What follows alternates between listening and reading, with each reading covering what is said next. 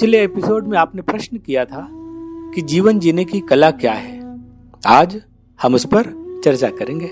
इसे हम श्री कृष्ण के वचनों से समझने का प्रयत्न करते हैं। श्री कृष्ण अर्जुन से कहते हैं कि तुम क्षत्रिय हो और तुम्हें अपने क्षात्र धर्म का पालन करना चाहिए, और क्षत्रिय का यही धर्म है कि वह धर्म की रक्षा हेतु युद्ध करे, और इसी से ही एक क्षत्रिय का कल्याण हो सकता है।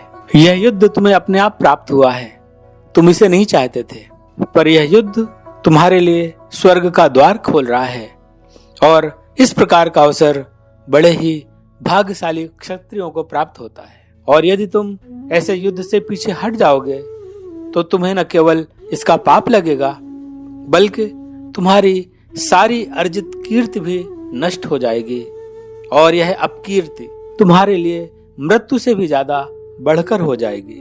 लोग यह नहीं मानेंगे कि तुमने दयाबस युद्ध नहीं किया, बल्कि वे यही मानेंगे कि तुम डरकर युद्ध से भाग खड़े हुए थे, और आज जो तुम्हें सर्वश्रेष्ठ वीर मानते हैं वो भी तुम्हें कायर और भगोड़ा मानने लगेंगे। तुम्हारे शत्रुगण तुम्हारी सामर्थ्य की निंदा करेंगे और तुम्हारे लिए अपशब्द का इस्तेमाल करेंगे, और ऐसे भी वचनों का इस्तेमाल करेंगे जो तुम्हारे लिए सर्वथा अनुचित होंगे।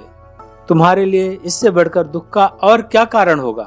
तुम आज जितना दुखी हो रहे हो और जितना शोक को प्राप्त कर रहे हो, युद्ध से विमुख होकर तुम उससे अधिक शोक और दुख को प्राप्त करोगे। इसलिए यह समझो, युद्ध करने पर यदि तुम मारे जाते हो तो तुम स्वर्ग को पाओगे, और यदि तुम युद्ध जीतते हो तो तुम सारी पृथ्वी पर राज्य करोगे। इसलिए हे अर्जुन, मैं तुमसे यही कहता हूँ कि युद्ध का निश्चय करो। हे शूरवीर, युद्ध के लिए खड़े हो जाओ, और यह मत सोचो कि युद्ध करने का तुम्हें कोई पाप लगेगा, क्योंकि तुम इस युद्ध को सुख की प्राप्ति के लिए नहीं करोगे। न ही तुम इस भावना से इस युद्ध को लड़ोगे कि तुम्हें विजय प्राप्त करनी है, न ही तुम किसी लाभ की भावना से इस युद्ध में भाग लोगे। सुख दुख, लाभ हानि, विजय पराजय दोनों को एक तुला में एक जैसा मानते हुए युद्ध करोगे तो युद्ध करने का पाप तुम्हें छू तक न जाएगा, क्योंकि जब व्यक्ति समता की बुद्धि से कर्म करता है तो उसे ऐसे कर्म का कोई बंधन नहीं लगता। इस प्रकार कर्म करने वाला जो भी कर्म करता है उसका फल कभी भी उल्टा नहीं होता, बल्कि इस प्रकार किया गया कार्य जन्म मृत्यु रूपी महान भय से रक्षा करता है।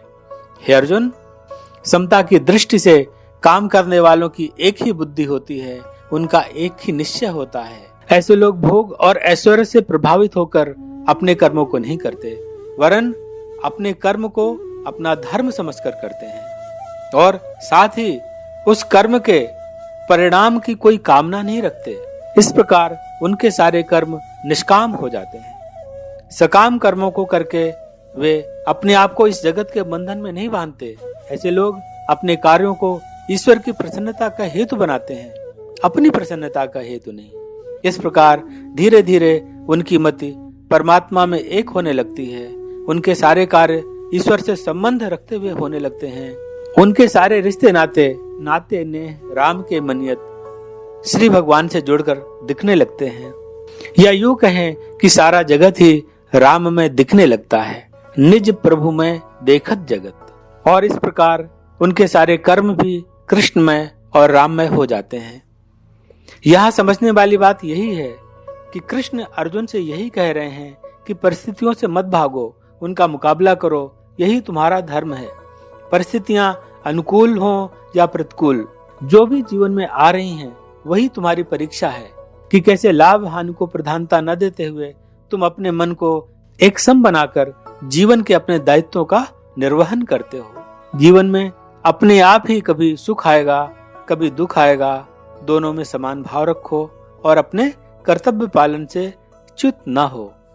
जगत में सभी लोग इसी भावना से काम करते हैं कि इस काम में मेरे लिए क्या है, what's in it for me. पर वास्तव में होना ऐसा चाहिए कि हम इस दृष्टि से कार्य करें कि जो हमारे कार्य हैं वो किस प्रकार से इस समष्टि को सहायता प्रदान करने वाले हों और इसके लिए हानि का कारण ना हो। जिसके जीवन में इस बात का बोध हो गया कि हम व्यक्तिगत सुख दुख, लाभ हानि, जय पराजय से ऊपर उठकर इस संपूर्ण जगत के कल्याण की भावना से कर्म को आरंभ करें, वही वास्तव में मनुष्य है। और जिसने इस प्रकार का कर्म प्रारंभ कर दिया, उसने जीने की कला सीख ली। यह आसान नहीं है। इसलिए भगवत गीता के अध्याय 2 में अर्जुन से बात कहने के बाद भी गीता 18 अध्यायों तक चली।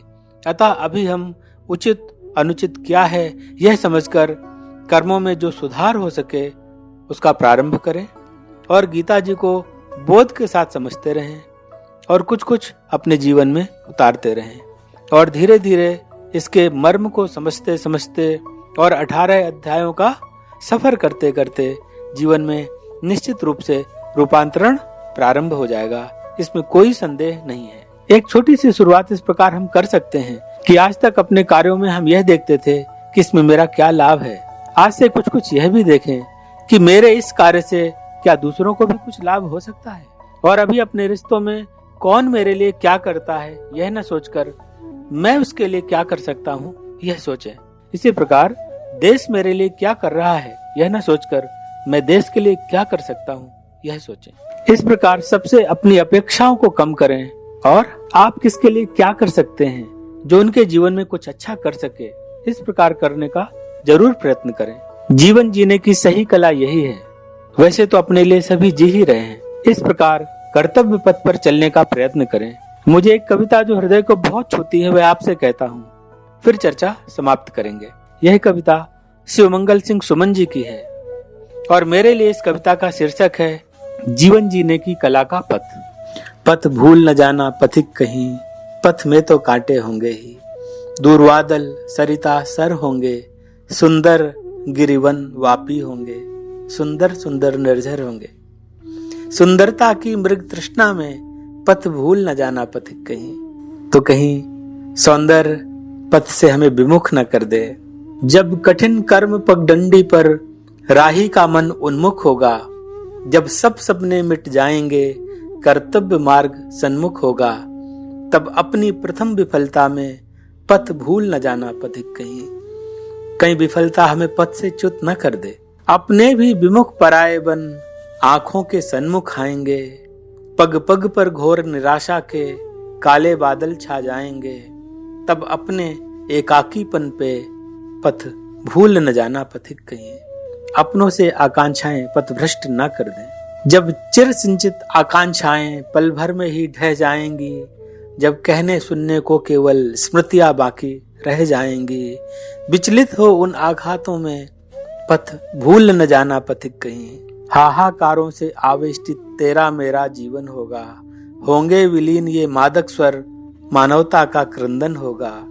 विस्मित हो उन चित्कारों पर पथ भूल न जाना पथिक कहीं। रणभेरी सुनकर विदा विदा जब सैनिक पुलक रहे होंगे, हाथों में कुमकुम थाल लिए कुछ जलकण ढुलक रहे होंगे। कर्तव्य प्रणय की उलझन में पथ भूल न जाना पथिक कहीं। वेदी पर बैठा महाकाल जब नर बलि चढ़ा रहा होगा, बलिदानी अपने ही कर से निज मस्तक बढ़ा रहा होगा, तब उस बलिदान प्रतिष्ठा में पथ भूल न जाना पथिक कहीं। अपने अहम की आहुति बिना असमंजस के दे देना और दूसरों को पूरा मान देना, यही जीने की कला है। आज इतना ही।